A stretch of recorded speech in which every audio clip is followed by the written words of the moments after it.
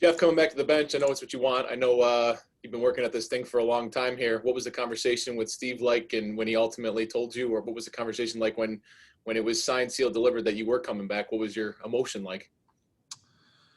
I'll start with the conversation. I thought Steve and I, after the season, as he discussed, had a good conversation over a couple of days and talked about a lot of things. And I think I think that communication is critical between a coach and a general manager. And I think being on the same page is critical. And I've enjoyed that part of it with Steve. I think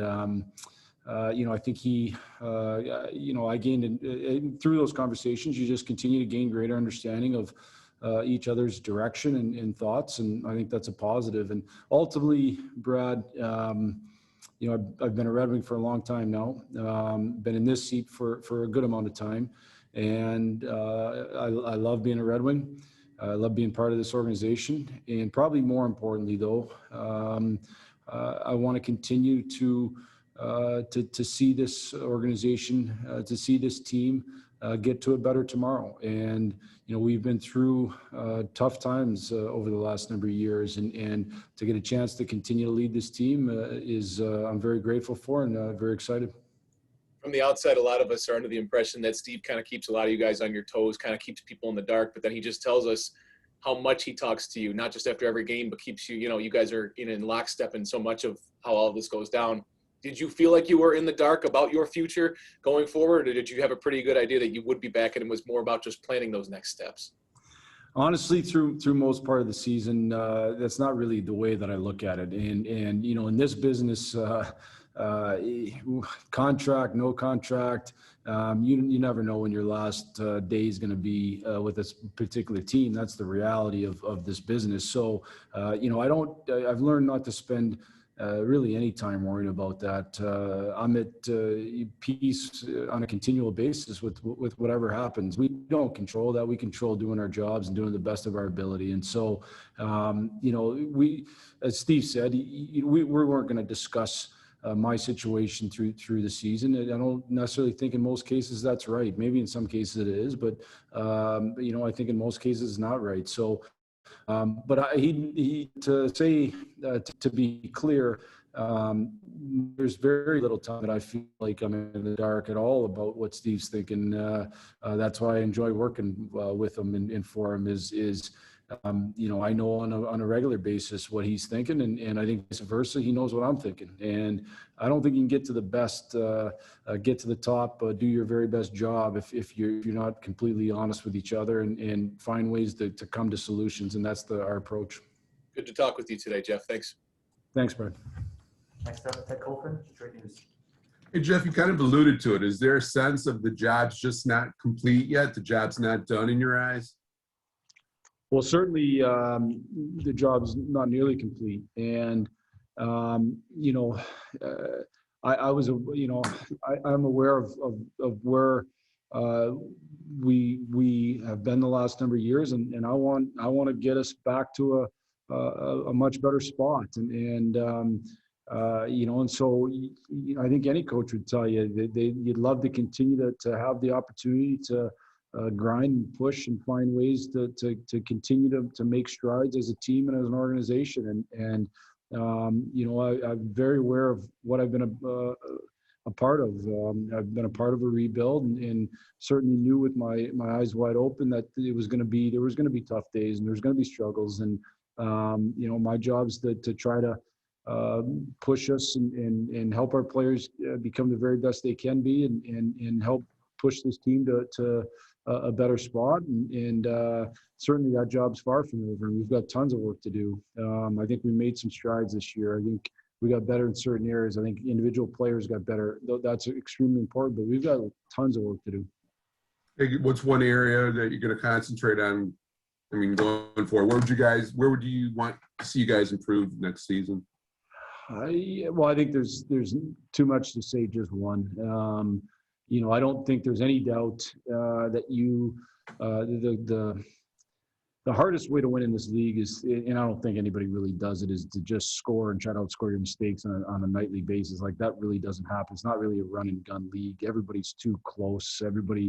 Nobody has that much more talent than the other team. to be able to run a gun. You guys are watching the playoffs. It's hard. It's hard to create scoring chances. If a great team like Vegas isn't able to score through 60 plus minutes of hockey, like that's what it's like. So we better be sound defensively. And I think the reality is good offense comes from being sound defensively. So we better make sure we're sound defensively, but we need to improve in tons of areas. Sounds good. Thanks for this, Jeff. Next up, Lee St. James, Directory Press. Jeff, coaching is such a fragile position. They're often the first guys who get their fingers pointed at them. What does it mean to you now to be entering your 7th season as head coach of this franchise? Well, I think it's, as I've said lots, I have perspective and I think you should, and I've talked to our players about this. I mean, you should generally, on a day-to-day basis, really take stock in the opportunities you have ahead of you. And so, to have had the opportunity to coach this team for 6 years and now go into my 7th year, I take that very seriously, and I'm very grateful for that. And listen, I understand what comes with coaching. I understand that the finger gets pointed at coaches a lot, and that's okay. That's fine. It's not, one thing I think you learn in coaching is to have very, very thick skin and to have social media. And it took me a while to learn the first part, or the second part, I should say. And I've grown through lots of trials and tribulations in my life, grown to have thick skin. So, I think that's part of it, and I think that's great. And that part's never really bothered me. And just one more thing, how has your relationship with Steve evolved since, he took over a little more than 2 years ago now in April of 2019? How is it growing? How has it evolved? Yes. Yeah, how's it evolved? I would say, excuse me. I would say that,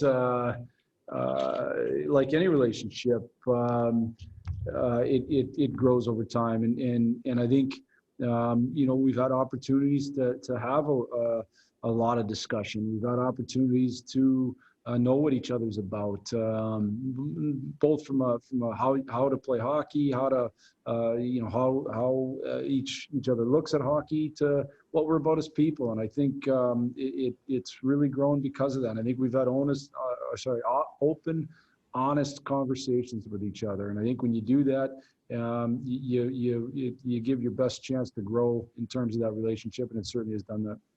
And just to be clear, your new policy is going to be complete transparency with injuries, right? That's your priority? Negative. Thanks, Jeff. Yep. Next up, Max Bolton, The Athletic. Hey, Jeff, I just wanted to ask you, with the vacancy, Dan leaves, what does the search, I guess, look like to find an assistant coach? What do you prioritize? Do you go out and ask people, who should I hire? How do you kind of identify candidates and stuff like that?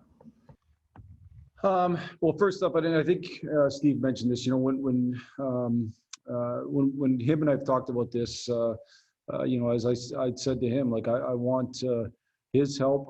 I think it's important that we use all our resources. And what resources? What does that mean? Probably contacts. He's got a wealth of contacts that are outside my contacts, and let's use our contacts. Let's do our due diligence to see what people might be the best fit, who's interested in the job. And I think ultimately you narrow it down and you try to find the very best fit. And I think, part of coaching is fit. It's a huge part of coaching. And there's a number of really, really good coaches out there. And what we want to do is try to find the best fit. And so we'll go through a process. It's not going to be anything quick. There's nobody there that is that we're ready to to hire, and on their side, that people have to decide if this position is the right one for them. So it'll be a process we'll go through. And then when you talk about fit, I mean, I don't want to ask you describe your ideal candidate, but what are some kind of big items on that someone you would look for would check in order to be a fit, I guess? I think probably an area, certainly how that coach looks at the power play. The power play is an area that needs to be better, and that's not certainly on any one particular coach or any one particular person. The guys that are on the ice have to do a better job, and we got to do as good a job as possible of preparing them and giving them a plan that works. So, different offensive ideas. I would use probably the word tactician, especially in a guy with an offensive kind of mindset. Somebody that brings some different, potentially unique ideas. It's hard to come up with things that are real different or unique in the game. Not necessarily how you win, but ultimately, is there some fresh ideas or unique ideas or different thought process? But from an offensive standpoint, is something that we'd be looking at.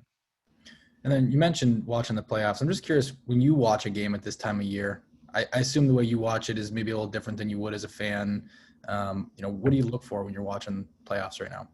It's a little tricky, honestly, during this round, because you end up watching too many games on a night, and you don't get maybe the same feel as if you just sat down and watched one game start to finish. But right now, this is a different year than other years. As a coaching staff, we'll each grab a series and kind of break those series down. And that doesn't necessarily just when you watch at night, but we have opportunity to go back and watch these games on tape and really break the series down and just see what we see, and not necessarily going into it and say, okay, I want to see this. What trends are we seeing? Anything from, how teams are playing, how they're using their players, the decisions coaches are making in critical situations when they pull in goalies, just to see and see if it's anything that gets our brains thinking as we go into the summer and we start to plan for next season. And the other thing that's different for this season for sure is we didn't play teams outside of our division. So and certainly we've watched some of those teams, but now you really get a chance to see some of these series and how they stack up against each other. And so it's been enjoyable so far. And then last thing from me, not asking you to put a timeline on it, although if you want to, you feel free. How far away do you guys think you are from playing at this time of year? I certainly wouldn't put a timeline on it because it's such an unknown that at the end of the day, we'll need growth in our players. We'll need growth we'll need to add players who can help us be better. Some of those are going to be certainly internally. You'd never know how good some of those young players are going to be and how quickly they're going to be to that level. You just don't know those things. So, I believe ultimately in taking strides every day to try to get forward, trying to take footsteps in the right direction. And you put your head down and you just go to work, and that's what we'll continue to do. Thank you. Yeah. Next question from Ansar Khan and Live. Hey, Jeff. In terms of just improving the offense, how much can that be done internally with the pieces that you already have, just with better health and continued growth, or how much of it is just needing help from the outside? I think you touched on part of it for certain is growth in health, and certainly some of the guys that would be or have been higher offensive output guys for us were out for significant amount of time this year, and that's a hard thing in this league. But I also think obviously we're introducing and have introduced a number of young players over the last couple of years, and we'll continue to do that. And the growth of those players can be big depending on the steps they take. And so, it's probably going to take a little bit of everything. And, we don't need to necessarily, you don't need to lead the league in goals for in order to be a really good team. If you play smart hockey and you play the right way, you have to score enough. And I think, we were in a number of games this year. We won a lot of those close games. We didn't win some of those close games. You just got to slowly but surely turn those close games into wins. And certainly the growth of the players that have been here will be important, and any additions that add to scoring without sacrificing the other side will be important as well. And also with Dylan, just how what do you look for him in terms of getting back to where he was a couple of years ago, production-wise? I know he battled a couple of injuries this year, but just how would you assess this season and what he needs to do going forward? Well, I'd start by saying I think Steve touched on this. He had lots of chances sometimes go in, and that's the reality. Steve Eisman sat here and said it. It's reality of players in this league. Some years the production's up and you can play the same, and some years the production's down. And honestly, you played exactly the same. It's just some years you get on a roll. It's just the way it goes sometimes. That's why ultimately, I think the biggest key for Dylan is to be as great a two-way player as humanly possible. To be what I call those are winning players. To be as great a winning hockey player as humanly possible. Because then when the production's down, you're still making a huge impact on a team, helping that team win. And ultimately, Dylan as the leader of this team. If your best players are those great two-way winners, it starts to build towards being a winning hockey team. And Dylan knows that. And he's worked extremely hard at it over the 6 years we've been together. His work ethic, his compete are second to none. I've seen him be able to go against the very best players in this league, very, very best players, the stars of this league, and beat them on a game-to-game basis. And not every single game, but on a game-to-game. When I've given him those assignments, he's done that. And to do that and score is not easy. And so, I think like any player, production can ebb and flow through a course of a player's career. Let's focus on the things that we can really control, and that's his night-to-night play. And ultimately, my focus with Dylan has never been on a particular amount of points. My focus with Dylan has always been on becoming the best two-way player he can become. Thanks, Jeff. Yep. Next up, Carly Johnston, Edward Steve. Hey, Coach, how you doing? Good, Carly. You? Good, thank you. So obviously this is a team in a rebuild state, a team that could be getting younger and younger. So how much are you prioritizing the development of these young players? I've had the opportunity to work in college and junior hockey in the American League level and the NHL now. And at every level, I've said the same thing. I think development of your players is critical to your team's success. And honestly, it really, it's not, it's still the case no matter how many veteran players you have, no matter how old your team is, or if you have a young team. Now, certainly when you're young, it can be exponentially important. Ultimately, the ceiling of your team sits at a certain spot, and then the better your players develop and the more they get better, it pushes that ceiling higher and higher. And so I think development is always a critical part of winning. To me, it's not either or. It never has been. And, one of the things I tell our players all the time is, as a coaching staff, we owe it to you. Again, it doesn't matter if you're a 21-year-old rookie in the league or a 37-year-old veteran in this league. We owe it to you to help you become, to continue to grow as a player and push your ceiling as high as possible. And ultimately, if we do that, our team grows. For sure. Kind of on that note, what did you see out of Joe Veleno and the small sample size we saw of him in the National Hockey League? Well, he's a player who's developed. He's gotten better. There's zero doubt about that. First off, I think, he's gotten better off the ice with the strength that he put on. He was clearly a stronger person. He was more of a man than when he first came in, and that's natural. But he went to work. Some guys go to work and build their bodies up to that elite level, and some people don't. And he's worked towards that. So he's clearly a better player. Seemed to have his confidence was high. It was good. I think that's extremely important in players. I think his 2 experiences in pro hockey have been very beneficial to him. Having played in the American League, I thought Ben Simon's staff did a really good job with him. I think Sean Horkoff and the development staff have done a really good job with him, pushing him to get better at certain things, going back to when he was playing junior. And I think this year in Sweden helped him. So he's taking steps in the right direction. Now, the steps get harder and harder as you try to continue to move up the pyramid of hockey. And so, my message to him is the next steps get more critical, and they're not easy. And so I hope he has another great summer and comes in here and is a much better player than when he left. Awesome. Thanks, Coach. Yep. Next up, Art Wagner, SportsRedWings.com. Hi there, Jeff. Congratulations. I am kind of curious. I know Steve didn't want to get into specifics about length or anything, but was this a relatively quick negotiation? Have you been talking about it through the course of the season, or, you know, did you get an unexpected call on Mother's Day and Steve said, let's make a deal?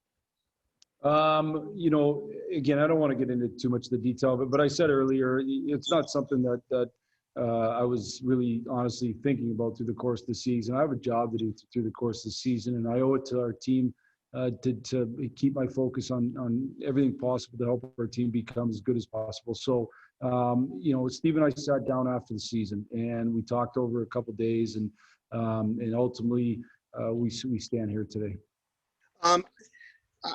If you could explain, everyone's so eager to see the prospects all the time. You know, the 12 players or whatever the Red Wings are going to draft in at the end of July here. You know, the fan base is going to want to see all 12 of them in the lineup next year. I mean, that's just human nature. But how imperative is it to have the right blend of prospects and youngsters and veteran presence in the lineup? Not only because you want to be competitive, but for the development of these prospects, you need a mix of veterans, don't you? And is there a certain number that you would like to see on your 24-man roster of, like, you know, like 6 really hardcore proven NHLers?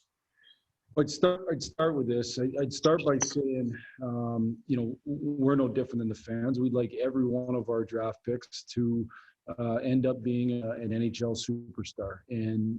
But the reality is, if you go through history of the draft, and I do this all the time, and you go to any team's draft at any point, first of all, there are very few superstars in this league. It's the very best league in the world, and to get to that level is very few are able to attain it. Second of all, you know, a lot of players you draft don't end up, and this is every organization. A good number of players you draft don't end up playing in that organization, don't end up playing in the NHL.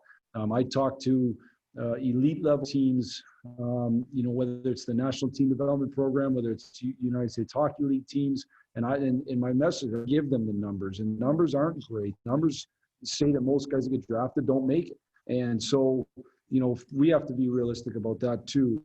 You know, the other part of it is, you know, how many young players compared to how many veterans.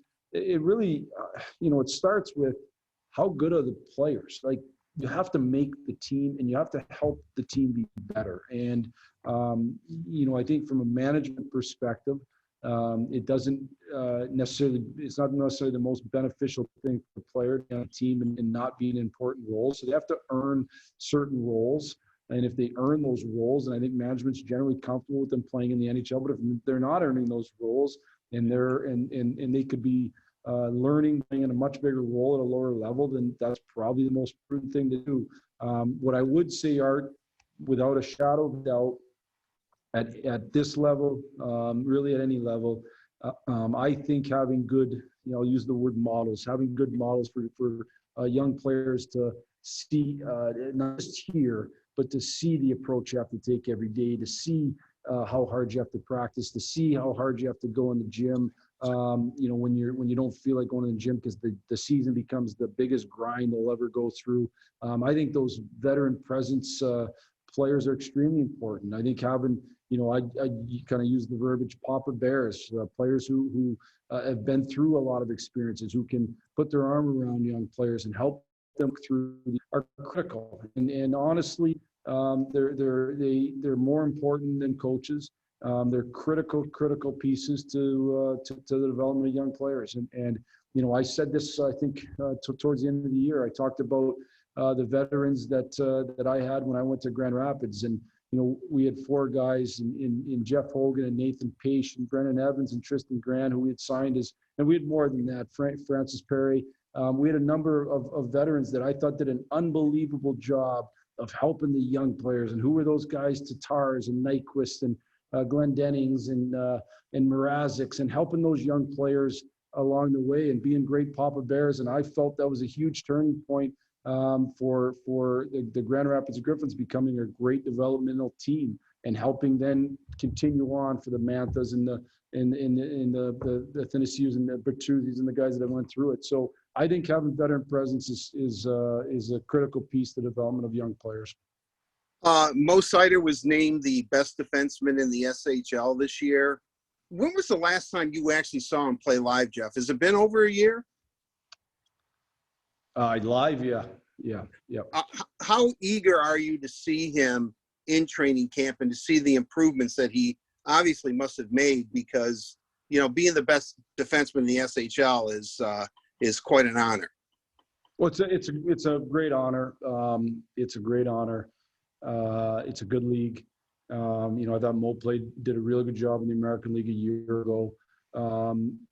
I think coming into camp, you're always excited to see the growth of a number of players, and whether it be guys, like I said, that have been around or young players. And so, you know, for when that time comes, when camp starts, and I don't want to take everyone's summer away from them, but when camp starts, it's always exciting to see where guys are at and see the development that they've shown. So, you know, I have watched Mo. I will watch Mo even more through the course of the summer, and you know, and have a bit of a feel. But until the NHL is the NHL, and he's going to face challenges here that he didn't face in the American League, that he didn't face in Sweden, and how he responds to those challenges will dictate how quickly he'll have success here. And so, you know, we'll have to all wait and see.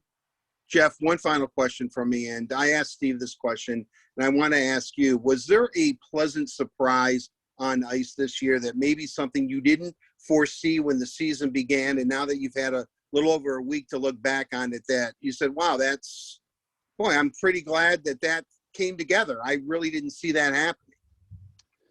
I don't know if there's one thing. I can't necessarily put a finger on one thing. I thought, you know, our guys did a good job of sticking with it when, you know, after we came out of that COVID and we had those issues, and we won it. You know, I don't know how many games we lost in that stretch, and I just was really pleased with the way our guys responded then, and I was really pleased with the way our guys continue to respond. You know, I think again, if there was an area where I would say there was a good area of growth, I think there was good foundation laid for the type of hockey you have to play to be successful. And I thought there was good foundation laid for that. Now we got to build on that starting next year. Great. Thank you, Jeff. Again, congratulations. Appreciate it. Thanks, Art. Next up, Carlos Monarez, Turkey Press. Carlos, you're on mute.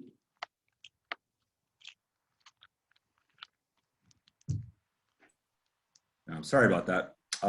Yeah, Steve wouldn't tell us how long your contract is, whether it's 1 year, 2 year, 5 years, we don't know. So the question is, do you feel that you feel confident that you're not only the coach for the Red Wings this next year and the next couple of years of this rebuild, but the guy to take them to playoff success when it starts coming and take them into playoff runs deeply? Well, I'd start by saying, Carlos, I think every coach in this business is continuously working towards making sure that they continue to have the opportunity to do their job. That's just the reality of this business. And so I've never ever looked at had long-term plans. It's nothing I've ever done in my coaching career. All I've ever thought about is doing the very best job I can that day and then moving forward. So, you know, I don't know if that answers your question or doesn't answer your question, but at the end of the day, for me, we're trying to become a better group on a daily basis here. And again, I know I've had success. I know what it takes. It takes steps in the right direction with as few steps in the wrong direction. It's not one giant leap or anything like that. It takes just a continual process of getting better and better and better, and as little steps in the wrong direction as possible. And we've got tons of work ahead of us here, and let's worry about being a better hockey team day 1, day 2, day 3 of next season, and continue to move this organization forward. Just a follow up is, I'm not sure how much of when you met with Steve, how much of a, situation it was where you had to present your case or not. But in the 6 years you've been the Wings coach, what have you most been proud of in that time? You know, I haven't thought tons about that. I would say, you know, I'm proud of the fact that our guys, you know, we've had a tough couple of years here, and I think our guys have continued to not let frustration of the situation take away from our work to build as a group. And that's not an easy thing. And you trust me, we all have had our moments of frustration, coach, management, players, staff, fans.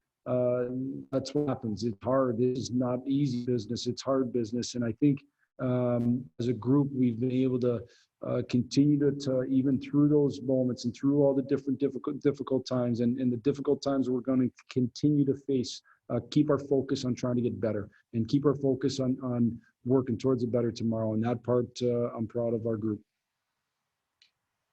The last question, Mike Stone, 97 London Ticket.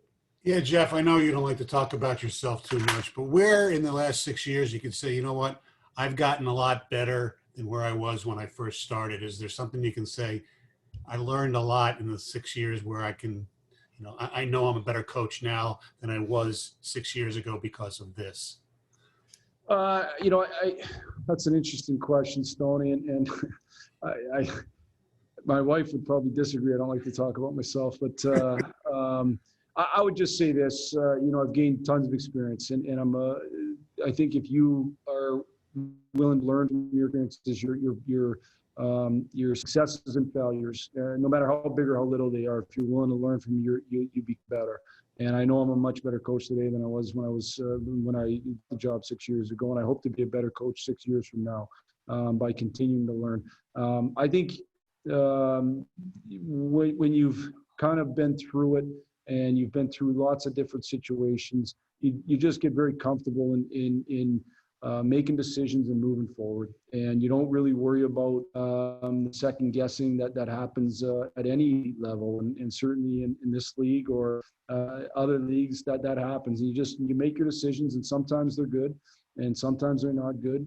And you learn from them and you move forward. And anybody that's in a decision-making position understands that.